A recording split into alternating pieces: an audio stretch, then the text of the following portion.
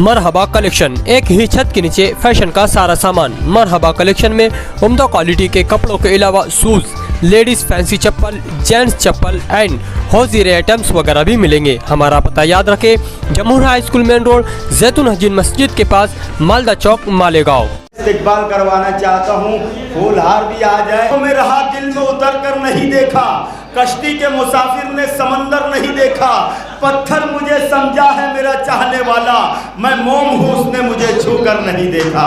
जोरदार तालियों में इस्तेकबाल करें, कैसे मोम दिल का यहाँ इस्तेकबाल हो रहा है। तालियों के दरमियान इस्तेकबाल होना चाहिए।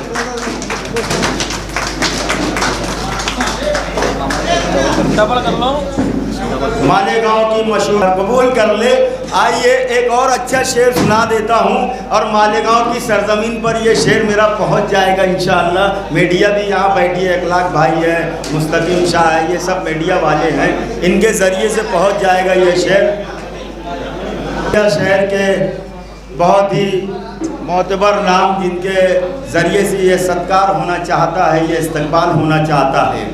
मैं 4 मिसरे पढ़ता हूँ और आसिफ साहब का इस्तकबाल करवाना चाहता हूँ कि सुनो अफसर भाई, सुनो तेदाद के बल पर हमें ललकारने वालों। आमिन पटेल साहब, ये धूलिया की जानिब से इस्तकबाल। सुनो तेदाद के बल पर हमें ललकारने वालों, हमारे पाँव की आहट से लश्कर कांप जाता है। अरे खुदा के नेक बंदों से मोहब्बत सबको होती है, मुजाहिद का बदन छूते ही खंजर कांप जाता है। आइए ऐसे मर्द मुजाहिद के इकबाल पठान साहब से मैं गुजारिश करूंगा, धूलिया की मायानाज शख्सियत जो फिरोज लाला साहब के बहुत करीब रहने वाली करना चाहता था। फिरोज लाला साहब के दामाद यहाँ आसिफ शेख साहब का इस्तेकबाल करवा रहे हैं।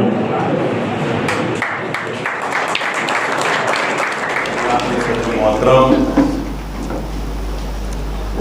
मेरे वालिद के भी दोस्त और मेरे भी दोस्त फिरोज लाला साहब हमारे बहुत पुराने ताल्लुकात है। यानी मैं समझता हूँ कि मेरे वालिद के तो बहुत पुराने हैं, लेकिन मैं जब पहली टाइम कारपोरेटर बना जब से मेरा उनका अपना ताल्लुकात मेरे उनके। फिरोज लाला साहब मंच पे तशरीफ़ फरमा, औरंगाबाद से आए हुए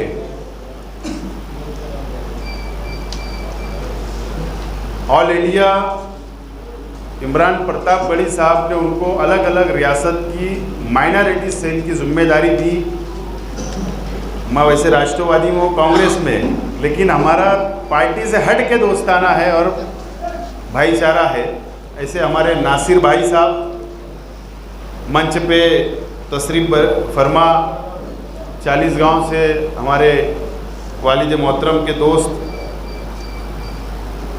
अलाउद्दीन भाई, यहाँ के कारपोरेटर आमिन पटेल साहब, 40 गांव से तशरीफ़ फरमा मेरे दोस्त हैदर अली साहब,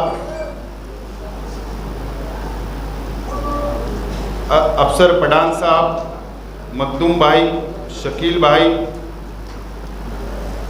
और इस प्रोग्राम को जो कन्वीनर है, जिन्होंने इस प्रोग्राम को रखा, हमारे दोस्त इकबाल पठान साहब, वसीम भाई, शफ़ी भाई, अज़हर भाई, हुसैन भाई और ज़ोएब भाई, हमारे नदीम फनीवाला साहब। और माजरत के साथ मैं नाम की फहरिस्त लंबी है, मैं मुख्तसर करते हुए तमाम ही मंच पे तशरीफ़ फरमा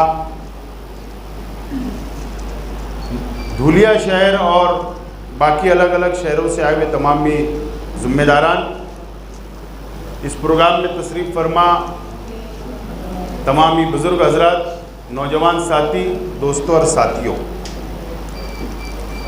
सबसे पहले मैं मेरी जानिब से, अहलियान मालेगांव शहर की जानिब से, मेरी पार्टी की जानिब से इकबाल पठान साहब और उनके तमाम ही ग्रुप, उनके तमाम ही नौजवान साथियों का शुक्रिया अदा करता हूँ कि आज आपने मुझको और हमारे साथ साथ में 40 गांव, जलगांव, मालेगांव चोपड़ा, ऐसे तमाम ही लोगों को आपने यहाँ पर बुलाया, हमारा इस्तेकबाल किया। मैं आपके और आपके ग्रुप का बहुत बहुत शुक्रिया अदा करता हूँ। मैं सोच रहा था कि यहाँ क्या बात बोलूँ। मुझसे पहले वसीम भाई ने कहा, अलाउद्दीन दादा ने कहा, और सही मानों में यहाँ पर सब सोशल वर्कर बैठे हुए, अलग अलग पार्टियों से ताल्लुक रखने वाले कौम के खादिम बैठे हुए। एक पार्टी का ये मंच नहीं है, सब अलग अलग पार्टियों में है। और जहां पर सियासी लोग मौजूद हो और वहां पर सियासी बात नहीं होगी तो मैं समझता हूं कि प्रोग्राम के साथ नाइंसाफी होगी। क्या बात है, क्या बात है, नाइंसाफी होगी। आज हम सब लोगों को यहां पर सब अपने आप में सब एक अंजुमन है, अलग अलग सोशल फील्डों में काम करने वाले हैं, समाज के अलग अलग जिम्मेदार हैं। कोई सत्ताधारी पार्टी के साथ रहता है, कोई अपोजिशन में रहता है। अलग अलग ओहदों पे हमने काम किया है, अलग अलग पार्टियों के अंदर हमारे ओहदे हमारे पास रहे। लेकिन ये मंच और ये मजलिस, अगर हम सरेदस्त पार्टियों को अगर बाहर छोड़ दें और यहां पर अगर हमें आज बात करना इस माहौल के अंदर, तो हमको क्या करना पड़ेगा, क्या चर्चा करना पड़ेगी। आज हमारे सामने पार्लियामेंट का इलेक्शन है। आज के देश के माहौल, महाराष्ट्र का माहौल दिन ब दिन खराब होते जा रहा है। फिरका परस्त ताकतें मजबूत होते जा रही है। अलग अलग पार्टियों के अंदर तोड़फोड़ की जा रही है, पार्टियों को तोड़ा जा रहा है, भाजपा के अंदर उनको शामिल करवाया जा रहा है। यह आप लोग भी देख रहे हैं, हम लोग भी देख रहे हैं। मैं आज यहां पर मेरे लिए कोई वोट मांगने नहीं आया, लेकिन अगर इस मंच से अगर मैं कुछ चंद बातें आपके सामने रखना चाहता हूं। कोई बोलता है कि हिंदुस्तान के अंदर मुसलमानों की आबादी 20 करोड़ है, कोई बोलता है 22 करोड़ है, कोई 25 बोलता है, लेकिन इतना तो जरूर है कि 15 करोड़ से ज्यादा है। 2014 के अंदर भारतीय जनता पार्टी की सरकार इस मरकज पे इस देश के अंदर आई। नरेंद्र मोदी साहब वजीर आजम बने, एनडीए की सरकार आई। हमारा देश, हमारा मुल्क ये जमहूरी मुल्क है। सरों को गिना जाता है, तोला नहीं जाता। लेकिन सीटें ज्यादा उनकी आई, उनकी सरकार बन गई। क्या वजह है कि उनकी सरकार 2014 में भी बनी, 2019 में भी बनी और अब भी 400 पार का नारा दिया जा रहा है। आज की बात है, नरेंद्र मोदी साहब ने कहा अब की बार 400 पार का नारा दिया गया। क्या वजह है उनके अंदर इतना कॉन्फिडेंस क्यों है?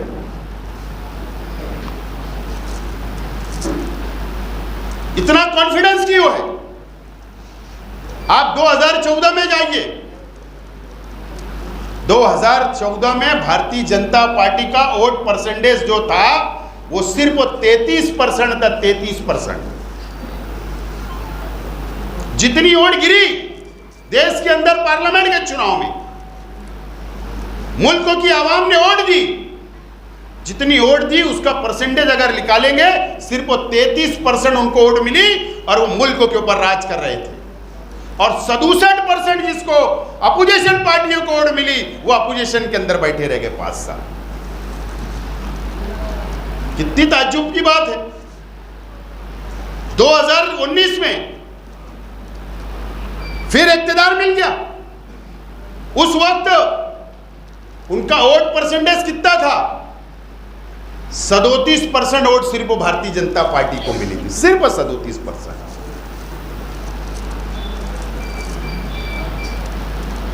63% वोट उनके खिलाफ गिरी थी। 14 में भी सेकुलर आवाम, सेकुलर वोटरों की तादाद उनसे कई गुना ज्यादा थी। 19 में भी कई गुना ज्यादा थी।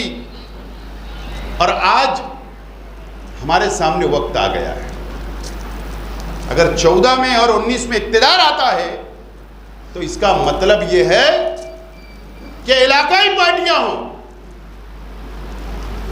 या नेशनल पार्टियां हों, वोट का डिवाइडेशन भरपूर हुआ, वोट बटी।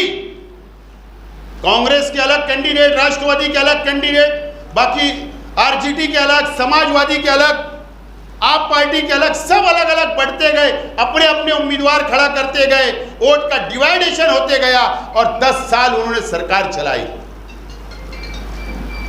मैं जिस पार्टी को मानता हूं और इस देश के संविधान को मानता हूं, मैं जातिवाद नहीं करता, मैं हिंदू मुसलमान नहीं करता, लेकिन यही इस देश के हम मुसलमान माइनॉरिटी के लोग 2014 से पहले कॉलर टाइट कर कर ये बोला करते थे कि हमारे बिगर कोई सरकार मरकज में भी नहीं बैठेगी, हमारे बिगर रियासतों में भी नहीं बैठेगी, यही बोला करते थे हम। 2014 में भी भारतीय जनता पार्टी का एक भी मेंबर ऑफ पार्लियामेंट मुसलमान नहीं था, हमारे बिगर उन्होंने हुकूमत बनाई। 2019 में भी ना बीजेपी ने टिकट दिया और ना मुसलमान चुन के आया, हमारे बिगर सरकार 10 साल चल गई और महाराष्ट्र में भी चलती गई। पिछले 14 और 19 की सरकार चली। आज हमारा वोट का हमारा जो वैल्यू है, जो वजन है, वो पूरी तरीके से खत्म हो चुका है, पूरी तरीके से खत्म हो चुका है। सिर्फ वोट का डिवाइडेशन होता रहा और उसकी सबसे ज्यादा मुसीबत अगर इस 10 सालों में किसने उठाया तो मुसलमानों ने, माइनॉरिटी ने, दलित ने, आदिवासी ने, पिछड़े वर्ग को ने उठाया है सबसे ज्यादा मुसीबत। अब सवाल हमारे अपने सामने है। 2024 हो सकता है कि मार्च के पहले हफ्ते या दूसरे हफ्ते में आचार संहिता लग जाए। इंडिया आघाड़ी और एनडीए, आज इंडिया आघाड़ी को तोड़ने का पूरी तरीके से कोशिश इस मुल्क के अंदर की जा रही है। कभी कमलनाथ को तोड़ा, कभी अशोक चौहान, कभी आपको, कभी फारूक अब्दुल्ला को, ये और अभी तो होने वाला ये सब। अभी ये मार्च, जब तक पहले दिन वोट नहीं डाला जाएगा, पहला फेस नहीं आएगा, जब तक ये कामकाज ये चलते रहेगा तोड़ फोड़ का। लेकिन आज हमको वक्त की जरूरत है कि जज्बात में नहीं, समझदारी से, होश से हम लोगों को फैसले करना पड़ेगा आइंदा। अगर हमने फैसले आइंदा फिर जज्बात में लिया तो नुकसान हमको ही उठाना पड़ेगा, हमको ही उठाना पड़ेगा, दूसरों को नहीं। एनआरसी हमारे लिए लाई गई, CAA हमारे लिए लाई गई, ट्रिपल तलाक हमारे लिए बना कानून। किसके लिए बना? सब हमारे लिए बना। और काले कानून बने और बनते रहेंगे अगर हम होश में नहीं आए तो। आज वक्त की जरूरत है कि हमारी वोट का वजन कैसे बढ़े, एक प्लेटफार्मों पे कैसे रहे, इसकी आज हमको वक्त की जरूरत है। तो आज ये इसलिए मैं ये सब बातें यहाँ बोल रहा हूँ कि आप सब, हम अलग अलग पार्टियों से, अलग अलग सामाजिक कार्यकर्ता यहाँ पर जमा हुए हैं। कोई छोटा कोई बड़ा नहीं है, एक सादा वर्कर भी है तो 10 वोट का मालक होता है। आज हमको समाज में जहाँ हम बैठे वहाँ पर हम लोगों को अलग अलग तरीके से माहौल बनाना पड़ेगा और जज्बात से काम नहीं चलने वाला है। इसलिए मैंने आज यहाँ पर ये बात जिक्र किया क्योंकि सब सोशल वर्कर है, तो कुछ ना कुछ बातें ऐसे हमारे आपस के अंदर चर्चा होना चाहिए। अगर हमने यहाँ से शुरुआत की, हो सकता है ये बात धीरे धीरे आगे बढ़ते बढ़ते बढ़ते बेदारी आएंगी। और मुझे उम्मीद है कि यहाँ से उठने के बाद हम लोग इस बारे में ज़रूर सोचेंगे, समझेंगे आज आप भी देख रहे हैं, मैं भी देख रहा हूं, एक शख्स है जरंगे पाटिल मराठा रिजर्वेशन के लिए अकेला एक शेतकरी गरीब घर का, आज उसके पीछे पूरे महाराष्ट्र का समाज मजबूती के साथ खड़े हो गया है। सरकार को घुटने टेकने पर मजबूर किया, सरकार मजबूर हुई, कमीशन बना, सर्वे हुआ, रिपोर्ट आ गई और 20 तारीख को स्पेशल असेंबली का इजलास बुलाया गया। ये 20 तारीख फैसला होगा। उसके बाद भी जरंगे पाटिल धरने पे बैठा है, आमरण उपोषण पे बैठा है और ये बोल रहा है कि अगर अध्यादेश नहीं निकाले, लागू नहीं करे तो 21 तारीख से फिर मैं आंदोलन तेज हो जाएगा। मेरा बोलने का मतलब, एक शख्स के पीछे पूरी कौम, पूरी मराठा बिरादरी, उनकी कौम उनके साथ खड़ी है। किस लिए खड़ी है? क्या पैसा मिलने वाला है? क्या जमीनें मिलने वाली है? क्या बंगले मिलने वाले हैं? नहीं। मराठा समाज को यह बात समझती है कि रिजर्वेशन मिलेगा तो आने वाली नस्ल, आने वाले बच्चों को एजुकेशन मिलेगा, आने वाले बच्चों को सरकारी नौकरियां मिलेगी, इसके लिए हो रहा है। लेकिन आज हमारा अलमिया क्या है? आज हमारा क्या है? आज अगर हम एक जलसा लेने की कोशिश करें तो कितनी मेहनत करना पड़ती है जमा होने के लिए, या आप लोग भी समझते और हम लोग भी समझते हैं। जब मुंबई के अंदर आजाद मैदान के अंदर जरंगे पाटिल ने जब अंदर एंट्री किया तो 4 व्हीलर, हजारों की तादाद के अंदर 4 व्हीलर, उसमें औरतें भी बैठी है, बच्चे भी बैठे हैं, बुजुर्ग भी बैठे। 4 व्हीलर में कौन चलता है? 4 व्हीलर में पैसा रुपये वाला चलता है। क्या जरूरत थी उसको? उसके पास रुपया पैसा है, करोड़ों रुपया है, उसके बच्चों को तालीम दे सकता, बिजनेस डाल सकता, लेकिन वो औरतें भी घर की गई, आदमी भी गया, बच्चे भी गए और जाने के साथ गाड़ी में क्या लेके गए? घर से आटा भी लिया, चावल भी लिया, रोटी भी लिया, सालन भी लिया, मसाला भी लिया, चूल्हा भी लिया। और जहां वो मुकाम से रुकते थे वो अपना चूल्हा जलाते थे, अपना सामान निकालते थे, 4 रोटी अपनी बनाते थे, 4 दूसरे की बनाते थे और देते थे। ये इकाई और ये मजबूती के साथ वो समाज आज जीत के रास्ते पर चल पड़ा। और आज हम कहाँ हैं? मुझे तजुर्बा इसलिए बोल रहा हूं, मैंने भी मुस्लिम रिजर्वेशन की तहरीक चलाई, मालेगांव से मुंबई पैदल गया, मुझे मालूम है कितनी तकलीफ का सामना है, मुझे मालूम है, मैं ज़्यादा बोलना नहीं चाहता हूं, लेकिन ये बेदारी कब आई थी? हम बहुत पीछे हैं। अगर हमको आगे आना है तो कुर्बानी देना सीखना पड़ेगा। जब तक कौम कुर्बानी नहीं देगी कोई भी मसाइल के अंदर, अगर ये गली का रोड बनाना है, जब तक ये गली के लोग कारपोरेटर के घर नहीं जाएंगे, कारपोरेशन नहीं जाएंगे, रोड नहीं बनेगी। लेकिन रोड गटर का हमारा मसला नहीं है। हम तो जंगलों में भी रहने वाले लोग हैं, खेतों में रहा करते थे, वहां का रोड गटर थी, लेकिन जिंदगी गुजरी। आज हमारे बच्चों के मुस्तकबिल के लिए सोचने की जरूरत है। उनका मुस्तकबिल कैसे बनेगा, हमारा वजन कैसे बढ़ेगा, फिर वो दिन हमारे पास कब आएंगे जब हमारे बिगड़े हुकूमतें नहीं बनेगी, ये सब सोचने की ज़रूरत है। मुझे उम्मीद है कि आज इकबाल पठान साहब, इनके तमाम ही ग्रुप के लोगों ने आज हम सब लोगों को यहाँ जमा किया और जमा करने के बाद हमारा इस्तकबाल किया। ये इस्तकबाल इसके लिए नहीं किया, हमारे अच्छे कामों को देखकर तो किया इन्होंने, लेकिन आने वाली और जिम्मेदारियां हम पर डालना चाहते हैं कि आप समाज के लिए काम करते रहो, हम आपके साथ हैं। बहरहाल, अभी किसने कहा कि पार्लियामेंट के ताल्लुक से चर्चा हो रही थी कि पार्लियामेंट में खड़े रहना चाहिए, लड़ना चाहिए वगैरह। मैं ख्वाहिशमंद हूँ, इसके अंदर दो राय नहीं। मैं ख्वाहिशमंद हूँ, मेरी पार्टी से हूँ, मेरी पार्टी के पास बात रखा हूँ।